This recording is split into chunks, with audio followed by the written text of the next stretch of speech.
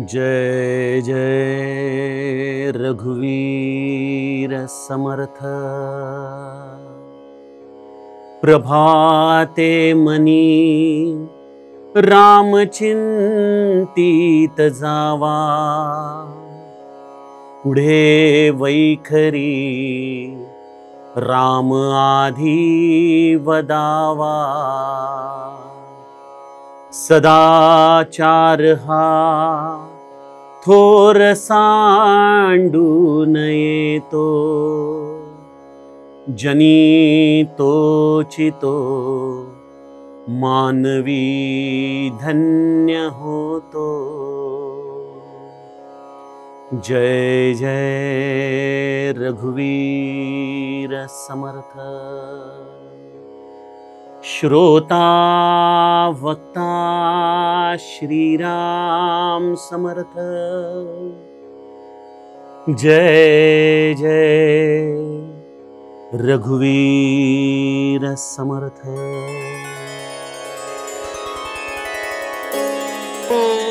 श्रीराम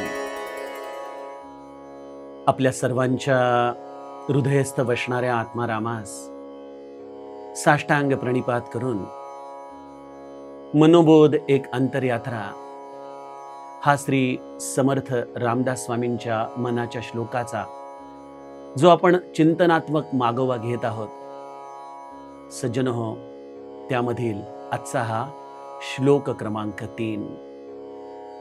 समर्थांनी गेल्या श्लोकामध्ये आपल्या मनाला एक सदुपदेश केला की अरे सज्जन मना, तू भक्ती मार्गावरती निरंतर चालत राहा। तुला निश्चितपणे ज्या आनंदाची, ज्या सच्चिदानंदाची, ज्या भगवंताची प्राप्ती हवी आहे तो श्रीहरी जणू काही तुझी ताटकळ तिथं वाट पाहत आहे। त्यासाठी एक कर मना, जनी निंद्यते सर्व सोडोनी द्यावे, जनी वंद्यते सर्व भावे करावे। आपण त्या दृष्टीने निंदनीय आणि वंदनीय गोष्टी काय आहेत याचं देखील चिंतन बघितलं आणि एक महत्त्वाचं सूत्र आपण त्यामध्ये अधोरेखित केलं की जे भगवंताला आवडतं, जे त्याला सन्मुख असताना करताना आम्हाला कधीच त्याचं विस्मरण होत नाही, तीच कृती खऱ्या अर्थाने वंदनीय कृती आहे। तर असा हा दुसरा श्लोक आपण अभ्यासला आणि आजच्या श्लोकामध्ये समर्थ म्हणतात की प्रभाते मनी राम चिंतित जावा, पुढे वैखरी राम आधी वदावा। सदाचार हा थोर सांडून येतो, जनी तोचितो मानवी धन्य होतो। पहिल्यांदा आपण श्लोकाचा सरळ अर्थ बघूयात। समर्थ म्हणतात की मना, पहाटे लवकर उठ, अगदी ब्रह्ममुहूर्तावर नाही जमलं तरी निदान सूर्योदयाच्या आधी जागा हो आणि काय कर, अशा प्रभात समयी रामाचं चिंतन कर। नंतर जेव्हा व्यवहाराला लागशील, घरामध्ये संवाद करायला लागशील, त्याच्या आधी या वैखरीने रामनामस्मरणामध्ये ती वैखरी चांगली रंगव, त्याचं चिंतन कर, स्मरण कर, नामाचं उच्चारण कर आणि मग संसाराला लागशील, व्यवहाराला लागशील तर एक कर, सदाचार हा थोर सांडून येतो। आपला आचार भगवंताला आवडेल असा ठेव बरं। अशा पद्धतीने जर तू जीवन जगशील म्हणा तर जनी तोचितो मानवी धन्य होतो। बघा, धन्यता हा शब्द समर्थ इथं वापरतात। आपण मानवी जीवनाची धन्यता कशाला म्हणणार? आपल्याकडे तर आता धन्यतेच्या व्याख्या देखील बदलल्या जातात। लौकिक अर्थाने जो यशस्वी आहे, ज्याने कदाचित फार मोठी सामाजिक सेवा केली आहे, अशाच व्यक्तीला आपण धन्यता या रूपाने संबोधित करू शकतो। परंतु धन्यता ती आहे की ज्याने या मानवी जन्माला खऱ्या अर्थाने धन्य केलं, त्याची उतराई केली। हा भगवंताने दिलेला मनुष्य जन्म, त्याला खऱ्या अर्थाने जर उतराई करायची असेल तर एकच गोष्ट करावी की त्या आपल्याच हृदयस्थ असलेल्या रामाचं आपण दर्शन घ्यावं, आपल्या स्वरूपापर्यंत आपण पोहोचावं। हा म्हटलं तर शब्द अत्यंत सोपा आहे, परंतु म्हटलं तर अत्यंत अवघड आहे। कारण त्या स्वरूपाला ना आकार आहे, ना आपल्याला अंतर माहिती आहे, कुठपर्यंत गेला असता तो श्रीहरी आम्हाला मिळेल याची आम्हाला कल्पना नाही. बरं, या मृत्यूची देखील तारीख मनुष्याला कळत नाही, कुठल्या क्षणी तो आ वाचून आम्हाला गिळेल माहित नाही. मग अशा या सगळ्या गोष्टींमध्ये असताना आपण काय करावं? जेवढे क्षण आम्हाला मिळालेले आहेत त्या क्षणाचं अतिशय योग्य असं नियोजन आपण करावं. जीवनाच्या दोन्ही अंगांना न्याय द्यावा, लौकिक आणि पारलौकिक. आणि आपण आपल्या जीवनामध्ये अशा पद्धतीने आचरण करून जीवनाला धन्यता प्राप्त करून द्यावी. काय करावं जीवनाच्या या मिळालेल्या श्वासांचं नियोजन? बघा, मॅनेजमेंटचे किती सुंदर गुरु आहेत माझे समर्थ. आजच्या काळामध्ये मॅनेजमेंटमध्ये एक गोष्ट परवलीची मानली जाते की अर्ली स्टार्ट. दिवसाची सुरुवात लवकर ज्या कंपन्यांमध्ये होते, ज्या कारखान्यांमध्ये होते, त्यांची स्वाभाविकपणे उत्पादकता जास्त असते. हा जसा मॅनेजमेंटचा नियम आहे, त्याचप्रमाणे समर्थरूपी वैज्ञानिक, संशोधक, एक मॅनेजमेंटचे गुरु आम्हाला हे ध्येय देतात, टास्क देतात की आपल्या जीवनाची धन्यता अर्थात स्वरूप दर्शनाची प्राप्ती जर आम्हाला याच जन्मामध्ये साध्य करायची असेल तर अर्ली स्टार्ट, प्रभात, ब्रह्ममुहूर्तावरती भगवंताचं स्मरण अर्थात या भक्ती मार्गाचं अनुगमन करायला आपण सुरुवात करावी. प्रभाते मनी राम चिंतित जावा. या वाक्यामध्ये दोन गूढार्थ समर्थ आम्हाला सांगतात. पहिला जो मी तुम्हाला सरळ अर्थामध्ये सांगितला त्याप्रमाणे पहाटे लवकर उठावं. काय असतं पहाटे? आपलं मन ताजतवानं असतं, झोप झालेली असते, उत्साह असतो अंगामध्ये. ही गोष्ट वेगळी की आजच्या काळात लोकांची पहाटेची व्याख्या बदललेली आहे. कोणी 8 वाजता पहाट समजेल, कोणी 9 वाजता पहाट समजेल, काही हरकत नाही. जब जागे तब सवेरा. या दृष्टीने जरी विचार केला तर एक गोष्ट करावी की सकाळी डोळे उघडल्यानंतर प्रभाते मनी मोबाईल चिंतित जावा नाही, तर प्रभाते मनी राम चिंतित जावा. पहिल्यांदा मनाला सवयच लावावी. बघा, आपलं मन सवयीचं गुलाम आहे. का आमचे डोळे उघडल्या उघडल्या हात मोबाईलकडे जातो? कारण ती आम्ही मनाला तशी सवय लावलेली आहे. ती सवय सोडून आपल्या उशाशी जपमाळ ठेवा, मोबाईल कुठेतरी लांब ठेवा. काही तुमच्या मोबाईल विना तुमचं अडत नाही आणि जगाचं तर अजिबात अडत नाही. सकाळी उठल्यानंतर ही शिस्त लावा की मी सर्वप्रथम भगवंताच्या काही माळांचं स्मरण करीन. पण समर्थांनी इथं केवळ स्मरण हा शब्द वापरला नाहीये. समर्थ म्हणतात की रामाचं चिंतन करा. या प्रसन्न मनाच्या आधाराने रामाचं स्वरूप आठवा, रामाची मानस पूजा करा, रामाच्या या असलेल्या लीलांचं स्मरण करा. कसं त्या अहिल्याच्या शिळ्याला रामाचे चरण स्पर्श झाले असतील, कशी त्याची चरणरज लागली असेल. रामाचं चरित्र आणि चारित्र्य आठवा.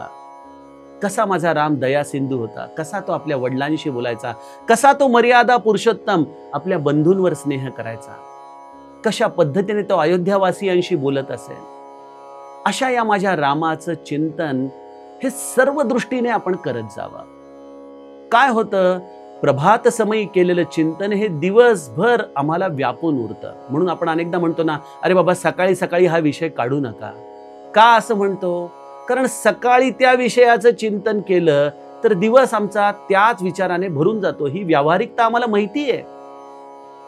मग संत आपल्याला सांगतात की अशा या चुकीच्या गोष्टींचं चिंतन करण्यापेक्षा, संसाराच्या गोष्टींचं चिंतन करण्यापेक्षा रामाचं चिंतन करा. कारण राम हा प्रसन्नतेचा सागर आहे, राम हा सुखधाम आहे.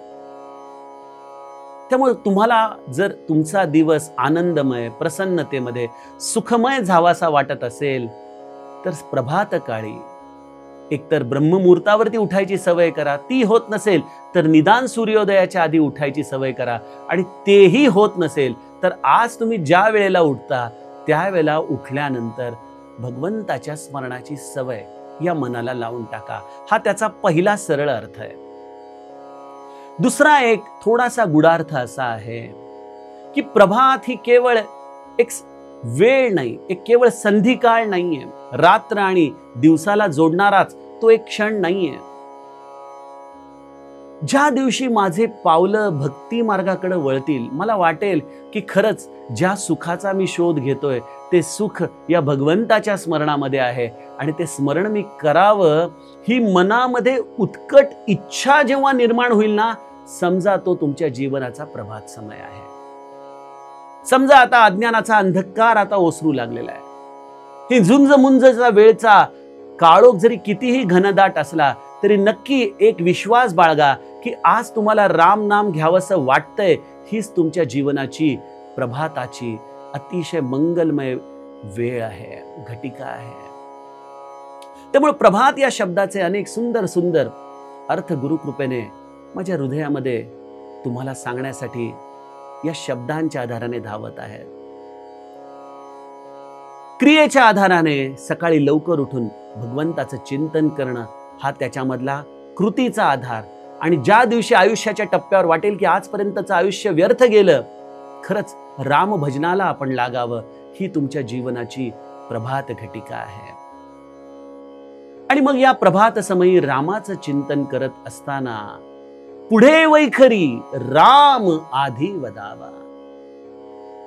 बघा, मौन हे आपल्या वाणीचं एक अत्यंत मोठं सामर्थ्यवान असं अंग आहे.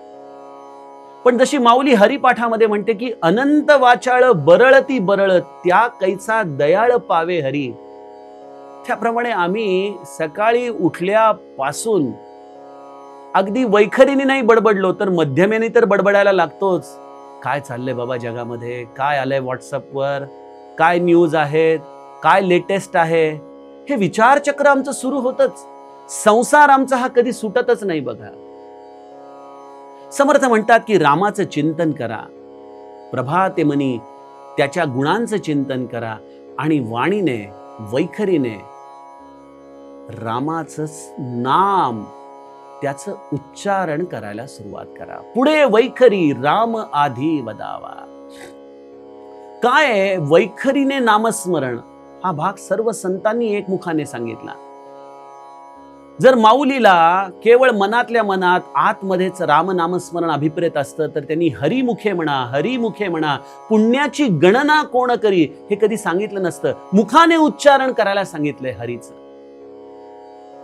ही वैखरी आम्हाला राम नामामध्ये का बरं भिजवली पाहिजे याचं कारण माझे गोस्वामी तुलसीदास रामचरितमानस मध्ये म्हणतात, राम नाम मनी दीप धरू जीह देहरी द्वार, तुलसी भीतर बाहेर हूं जो चाहसी उजियार. राम नाम मनी दीप धरू जीह देहरी द्वार. ही जिव्हा या देहाचा उंबरठा आहे. कसं? कारण घरामध्ये आत येताना आणि बाहेर जाताना घरातली एकच वस्तू आम्हाला स्पर्श करावी लागते किंवा ओलांडावी लागते आणि ती आहे उंबरठा. आत येणाऱ्या व्यक्तीला देखील उंबरठाला ओलांडून यावं लागतं, बाहेर जाणाऱ्या व्यक्तीला देखील उंबरठा ओलांडून जावं लागतं. त्याप्रमाणे या शरीरामध्ये जेवढे काही भगवंतांनी अवयव दिलेत त्यातला एकच अवयव असा आहे जो बाहेरची वस्तू आत घेतो आणि आतली वस्तू बाहेर टाकतो आणि त्या वस्तूचं नाव आहे जिव्हा अर्थात जीभ. ही जिव्हा बाहेरचं अन्न ग्रहण करून आतमध्ये शरीराचं पोषण करण्यासाठी पाठवते, त्याचं पचन करवते. आणि त्याचबरोबर मध्यमेमध्ये पश्चंतीमध्ये ज्या विचारांनी आकार घेतलेला आहे त्या आकारांना शब्दाच्या रूपाने हीच जिव्हा वैखरीच्या माध्यमातून बाहेर पाठवते. आपण जे खातो त्याचप्रमाणे आपल्या वृत्ती तयार होत असतात. आपण जसा विचार करतो त्याचप्रमाणे आपले शब्द बाहेर येत असतात.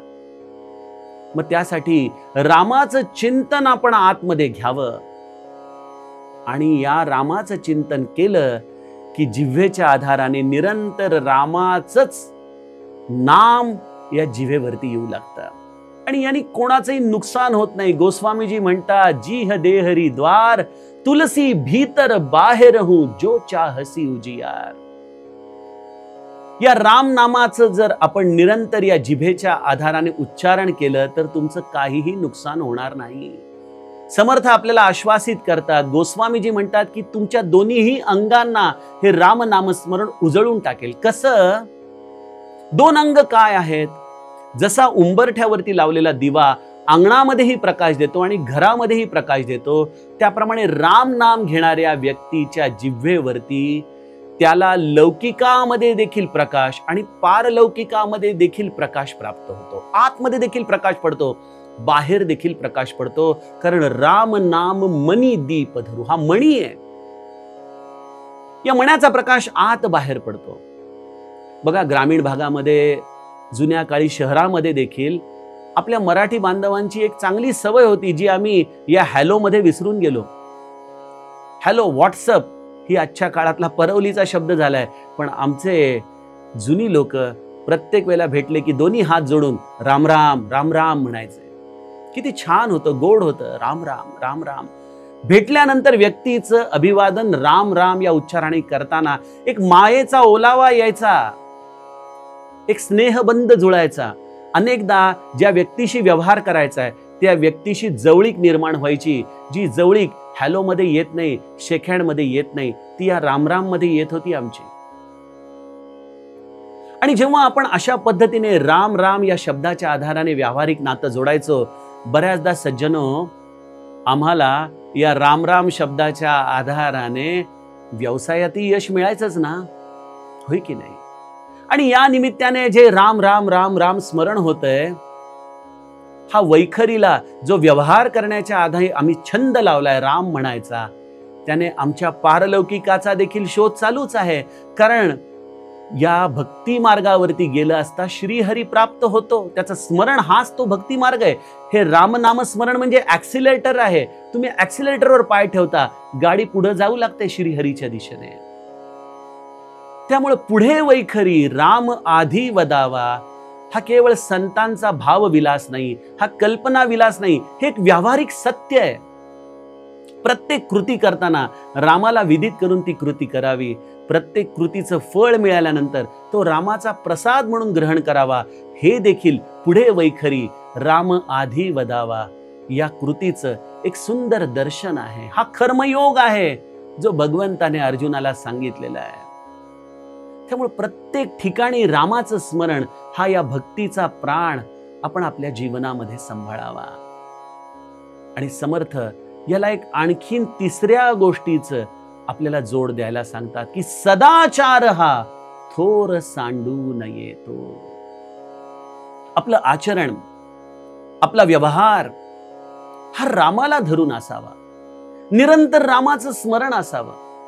काय होतं माहिती का, रामाचं स्मरण करून व्यवहार केलं की? रामायणामध्ये एक प्रसंग असा आहे की जेव्हा अयोध्येमध्ये राजा दशरथ असा निश्चय करतो मनामध्ये की रामाला युवराज पद द्यावं, आणि त्यासाठी तो वसिष्ठांना रामाला आता या युवराज पदाच्या अभिषेकासाठी सर्व प्रकारच्या कृती करण्यासाठी पाठवतात. आणि रामाला जेव्हा कळतं तेव्हा राम उदास होतो. जानकी माता विचारते, आपल्या चेहऱ्यावरती प्रसन्नता का नाही बरं? यावरती ते म्हणतात की आम्ही रघुवंशामध्ये असलेली सगळी भावंड एकत्र जन्माला आलो, पण आज या थोरल्याचा राज्याभिषेक इतर भावंडांना सोडून. आणि गोस्वामी तुलसीदास म्हणतात की माझ्या रामाचा हा गुणधर्म आठवा, म्हणजे तुमच्या मनाची कुटिलता निघून जाईल. आज इंच इंच जागांसाठी दोन भाऊ कोर्टामध्ये जातात, हमरी तुमरीवरती येतात, भांडणं करतात. छोट्या छोट्या गोष्टींसाठी आम्ही आमचा स्वार्थ साधताना या रामाचं विस्मरण केल्यामुळं हा सदाचार विसरून जातो. कारण रामाचं स्मरण हा सदाचाराचा प्राण आहे. रामो विग्रहवान धर्म. माझे वाल्मिकी म्हणतात की राम हे प्रत्यक्ष धर्माचं विग्रह आहे, रूप आहे. त्यामुळे रामाचं स्मरण, रामाचं चारित्र्य, रामाचं चिंतन हेच सदाचाराचं प्रमाण आहे. एक साधं तुम्हाला त्यासाठी क्लुप्ती देतो की जीवनात कुठलाही प्रसंग आला ना, तर एक प्रश्न स्वतःला विचारावा की ह्या प्रसंगामध्ये माझा राम कसा वागेल? आणि त्याचं उत्तर तुम्हाला आत बसलेला रामच सत्सद विवेक बुद्धीच्या आधाराने सांगेल की बाळा, अशा पद्धतीने वाग. ज्यावेळेला कर्तव्य दक्ष राहायचंय त्यावेळेला रावणाबरोबर युद्ध करायला उभा राहिलेला देखील राम आहे. आणि ज्या वेळेला कोमल व्हायचंय त्यावेळेला फुलांहूनही कोमल होणारा माझा रामच आहे. माझा राम हा विविध अंगांनी भरलेला आहे, मर्यादा पुरुषोत्तम आहे, धर्माचं साक्षात रूप आहे. त्यामुळे सदाचारासाठी हे पहाटे केलेली साधना, रामाचं केलेलं चिंतन आणि निरंतर या वैखरीवरती ठेवलेला राम नाम हेच आम्हाला सदाचाराचं प्रमाण, सत्सद विवेक बुद्धीच्या आधाराने निरंतर सांगत राहील. आमचं जीवन एका आचारशील मार्गावरून चालेल. आणि मला सांगा, जो आचारशील मार्गावरून चालतो तो जीवनामध्ये नाही का यशस्वी होणार, नाही का तो धन्य होणार, नाही का त्याचं जीवन हे इतरांसाठी आदर्श ठरणार. म्हणून माझे समर्थ या भक्ती मार्गाचे हे मैलाचे दगड आपल्याला सांगतात की सकाळी लवकर उठून रामाचं चिंतन करा, वैखरीला निरंतर राम नाम घेण्याची सवय लावा आणि माझा रामाचा आदर्श समोर ठेवून आपलं आचरण करा, आपला व्यवहार करा. तुमचं जीवन निश्चित धन्य होऊन जाईल. असा हा समर्थांच्या 3रा श्लोकाचा आपण भावार्थ समजून घेतला. उद्याच्या सत्रामध्ये पुढील श्लोकाचं आपण चिंतन करूया. जानकी जीवन स्मरण जय जय राम.